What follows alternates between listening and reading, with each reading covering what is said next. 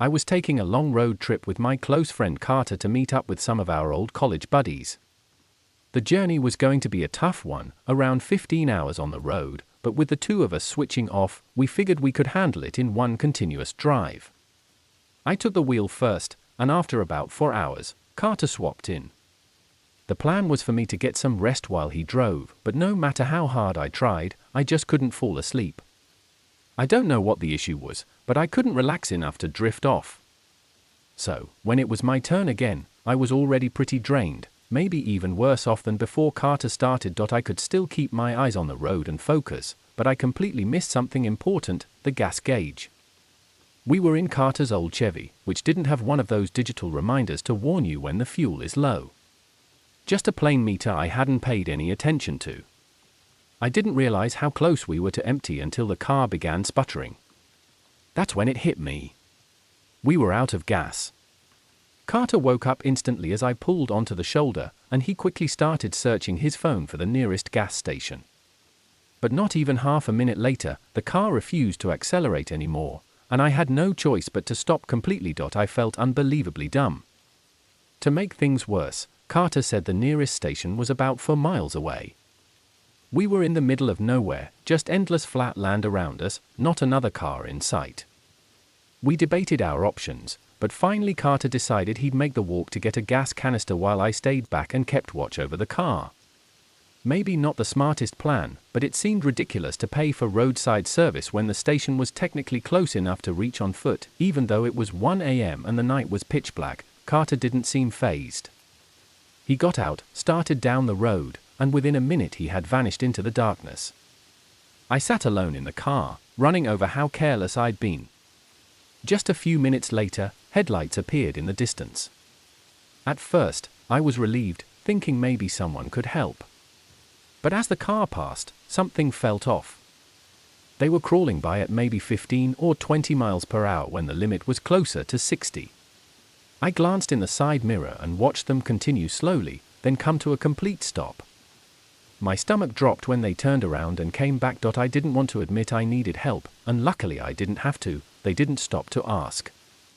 Instead, they drove past me again, even slower this time, barely moving at all. I could almost feel their eyes scanning my car. After a few moments, they sped back the way they came, leaving me rattled. I kept staring down the road, waiting, half expecting them to circle back. My gut told me something was wrong. I grabbed my phone and called Carter to warn him, hoping he could hurry. But he didn't answer. The call rang through until voicemail. That made me even more uneasy. I tried again a minute later. Still nothing. At that point, fear got the best of me. I decided to leave the car behind and try to catch up to Carter on foot. It had only been 10 or 15 minutes since he'd left, so if he was still walking, I figured I could jog and meet up with him quickly. I locked the car and started running along the shoulder. The silence was unsettling, so quiet that when I stopped to catch my breath, I could hear the ringing in my ears. No wind, no crickets, nothing. Just dead stillness. I jogged for about 15 minutes but didn't see Carter anywhere. That didn't make sense unless he had started running too. I pulled out my phone again to call him, and just as I hit dial, I heard a faint ringtone in the distance. My head turned toward the fields. Way out in the grass, I could just barely see a dim glow, the screen of Carter's phone. My entire body tensed up. "Carter!" I shouted. No reply. I stepped into the grass, closer to the glow, calling his name again. This time, I heard a muffled voice. It was Carter, but I couldn't make out what he was saying.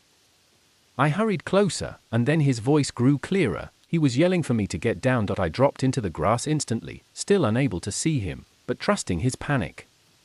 I glanced back toward the road, and sure enough, a car was slowly approaching. The same car from before. My heart sank. They cruised past like before, circling back multiple times, crawling along the road as if searching for someone. When they finally left, Carter emerged from his hiding spot. We both sprinted toward the gas station. Along the way, he explained what happened. The driver had actually pulled over and tried to coax him into the car.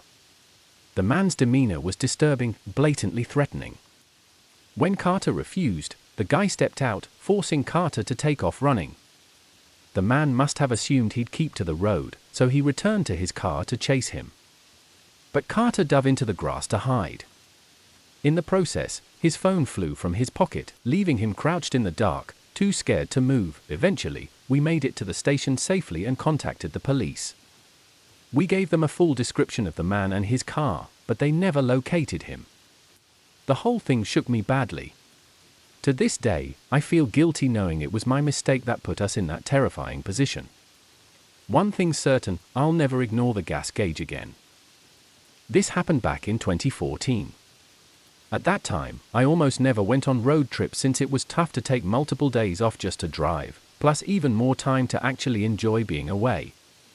But during that year, I was between jobs when my family started planning a surprise party for my dad's 50th birthday. Since gas prices were much cheaper than they are now, and flying was still more costly in comparison, I figured I'd make the drive. Besides, I wasn't working at the moment, so I had the time to spare. To avoid pushing myself too hard, I decided to stretch the trip across 3 days. After the first long day of driving, I pulled into a nearby motel for the night. It wasn't anything special, but I didn't care. I ended up sleeping in until 11 the next morning, then gathered my stuff to check out. When I opened the door, though, I was startled to find a man standing right outside, directly in the doorway. "Excuse me," I muttered, trying to slide past. He didn't move much, which made it awkward. He looked like he was in his mid-40s, heavy bags under his eyes, and an overall unfriendly expression. I brushed past him, carried my belongings to the car, but noticed he was still just standing there, watching me. It was unsettling, but I told myself it was good I was leaving anyway. Once I checked out, I got back on the road. That day was supposed to be my longest stretch, about 10 hours. For the first several hours, it was fine, passing through towns, stopping occasionally. But as the trip went on, the scenery became more rural, long empty highways with fewer towns between. Realizing gas stations were becoming sparse, I decided to stop at the next one to fill up. After paying, I set the pump and headed inside to grab a coffee. When I came back out, something immediately felt wrong. A deep red, old Corolla had pulled up so close behind my car that from the front it looked like its bumper was practically touching mine. Nobody was outside pumping gas, and the windows were tinted dark, so I couldn't see inside. But I had that unnerving sense that someone was watching me from behind the glass. I quickly finished fueling, got back into my car, and pulled away. Almost immediately after, the Corolla followed. They hadn't even stopped to get gas. As I merged onto the highway, I kept an eye on the mirror. The car stayed behind me for a while, though a few vehicles back, so I tried to brush it off as coincidence. Eventually, as the sun went down and fewer cars were on the road, I stopped noticing it. Another 4 hours passed without me spotting it again, and I pretty much forgot about the whole thing. By then, I was exhausted and fighting to stay awake. The closest big city was still a couple hours away, but I really wanted to push through, get a proper hotel there, and maybe check out the city in the morning. I thought about stopping for another coffee, even just to keep myself alert with something to sip on. At the next exit, I pulled off into a lonely gas station, but as I rolled in, I saw the stall lights were out. It was closed. I sighed in frustration but decided I might as well top off the tank anyway. While filling up, I noticed a pair of headlights in the distance coming down the exit ramp. The place already felt eerie, dark, empty, surrounded by nothing but open road. My stomach dropped when I recognized the approaching car. The deep red Corolla. My heart rate spiked. It was like every instinct screamed I was being followed. I hurried to finish fueling, slamming the nozzle back into place. The Corolla came in fast, but instead of pulling up to a pump, it drove right up beside my driver's side door. I scrambled into my seat just in time as the passenger door of their car swung open. A man stepped out and rushed straight to my door, yanking on the handle.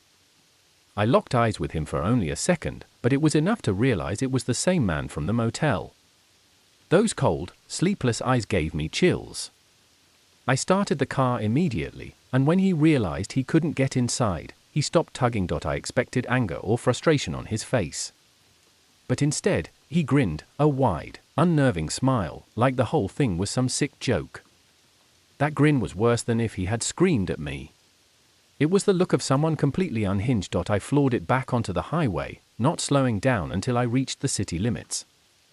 Thankfully, I didn't notice them following me again. But what really terrified me wasn't just the man, it was the fact that he came out from the passenger side. Which meant someone else had been driving. There were two of them. Whatever their plan was, they were both in on it. They had tailed me for over 10 hours, maybe even since the night before without me knowing. To this day, I still think about that trip. It's been over a decade, but the memory of that man's grin still sticks with me. A few years back, while I was still in college, I was driving home to spend winter break with my family. The trip was practically cross-country, which meant days of long, non-stop driving. I didn't have much money at the time, so hotels weren't an option. Instead, I brought blankets and pillows, planning to sleep in the car whenever I got too tired. On the second night of driving, around 1 a.m., after more than 11 hours straight behind the wheel, I finally hit my limit. I was starting to nod off, so I pulled into the next rest stop I came across. It was a small roadside pull-off with just a few spots, a bathroom building, and a couple vending machines. Only one other vehicle was there, parked all the way in the back. To give us both space, I parked in the opposite corner. I stretched my legs, used the restroom, and headed back out. The bathroom was gross, but I just wanted to get it over with. When I walked back to my car, though, my stomach tightened. There was a man standing right outside my window, peering inside. Can I help you?" I asked. My voice startled him. He jumped a little, laughed nervously, and stepped back, saying he just wanted to see if I was inside so he could ask if I had change for the vending machine. The excuse didn't sit right. My car windows weren't tinted. It was basically like looking into a fishbowl. He could have easily seen whether or not I was in there without pressing his face to the glass. I told him I didn't have cash and tried to brush past him to get inside. He stepped aside, and I figured that was the end of it. But he didn't leave. Instead, he tried to start another conversation, asking what brought me out here in the middle of the night. I cut him off, saying I needed to get some sleep. He gave a little wave, then walked back to the other car and got in. That calmed me slightly. At least he wasn't some random drifter hanging around, but something still felt off. To be honest, though, I was so exhausted I didn't care. I just wanted to sleep. In hindsight, I probably should have left immediately and found another rest stop. But instead, I rearranged my stuff, leaned the seat back, and tried to settle in. My eyes were closed for maybe a few minutes when I noticed faint movement outside. I sat up and looked in the rearview mirror. My heart sank. The man had moved his car right up behind mine, this time much closer. That was enough for me. I knew I wouldn't be able to rest with him there. I decided to cut my losses and drive off, even if it meant staying awake longer. I threw the car in drive and got back on the highway, muttering under my breath about how creepy that guy was. The problem was, on that stretch of road, rest areas were spread far apart, so leaving cost me at least 30 or 40 extra minutes. It was dangerously hard to keep my eyes open now. My lids would drop for seconds at a time before I jolted awake. Eventually, though, I spotted another rest stop. Relief hit me, but when I pulled in, I realized it was abandoned. The building was boarded up, graffiti all over, no lights besides the dim street lamps. Still, I was too drained to keep going, so I parked. Oddly enough, I actually fell asleep fast. I think I got a solid 2 hours before being jolted awake by a loud crash against my car. The whole vehicle shook. Disoriented, I whipped around to see headlights parked directly behind me. Then, in the right mirror, I caught sight of a figure standing next to my car, holding a metal baseball bat. Before I could react, he swung again, smashing my rear window. My heart pounded as I fumbled for my keys, yelling, "What the hell?" The man stepped closer to the passenger side. That's when I saw his face, and instantly recognized him. It was the same guy from the previous rest stop.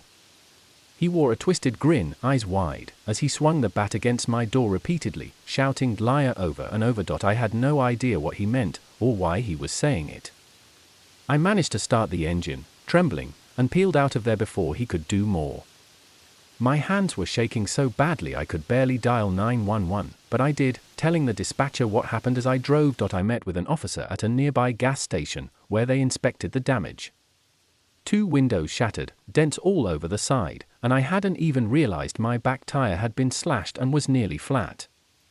Another officer went to the abandoned rest stop, confirmed the damage, but of course the man was gone. They put out a notice with his description and the car, but nothing came of it. I ended up stuck in a nearby town for a few days while my car was repaired. Luckily, I eventually made it home safely. But what haunts me most is how irrational the whole thing was. That man seemed to lose his mind over something as simple as me not giving him cash, or maybe just not talking to him. The idea that I could have been killed that night over something so meaningless still sends chills through me. This happened only about 5 or 6 weeks ago. It was springtime, and because it had been raining a lot, I was spending most of my days indoors, avoiding the bad weather. That night, I had some work papers to finish up, so I was sitting at my desk in the living room, laptop open, trying to focus. I was already feeling pretty tired, and even with a cup of coffee next to me, my eyelids were heavy. Every so often, I'd lean back in my chair, stretch, and rub my eyes before getting back to typing. One of those times when I leaned back, though, I nearly jumped out of my skin. Across the room, at the window, was a face. A man was staring in at me, his nose practically pressed to the glass, smiling. The creepy part was that he didn't move or even flinch when I noticed him. He just stood there, grinning. Shocked, I stood up and stared back, unsure what to do. But before I could say a word, he turned and walked away from the window. I had never seen him before in my life. Totally rattled, I cautiously stepped up to the window to look outside, but he was already gone. The only trace left behind were his muddy footprints in the yard, leading off into the trees. I backed away, standing frozen in the middle of the room, trying to gather myself. I thought maybe if I just confirmed he was really gone, I could calm down and carry on with my night. So I quickly threw on my rain jacket, switched on the outdoor lights, and stepped outside. The rain wasn't too heavy, so visibility was decent. I walked over to the very spot he had been standing. From there, I could see straight into my brightly lit living room, my desk, and everything else, clear as day. Just realizing how perfectly he had been watching me gave me chills. I looked back at the footprints in the mud and decided to follow them for a short distance. Thinking about it now, I know it was a reckless choice. I don't know what I was expecting to find. I trailed them until the trees got denser, but then I realized something horrifying. The tracks weren't leading away from my house. They were facing it. That meant he had come from the woods to my home, but there were no footprints going back out. My stomach dropped as I pieced it together. I turned around, heart racing, intending to sprint back inside. But when I looked at the window again, my blood ran cold. There was someone standing inside my house now, looking out at me. I didn't waste a second. I bolted down the street and pounded on my neighbor's door until they opened it. Thankfully, they let me in and called the police for me. When officers showed up and searched, the intruder was already gone. They did find the back door forced open, which must have happened right around the time I stepped outside to look for him. If I had stayed indoors, I would have come face to face with him, and I can't even imagine what would have happened next.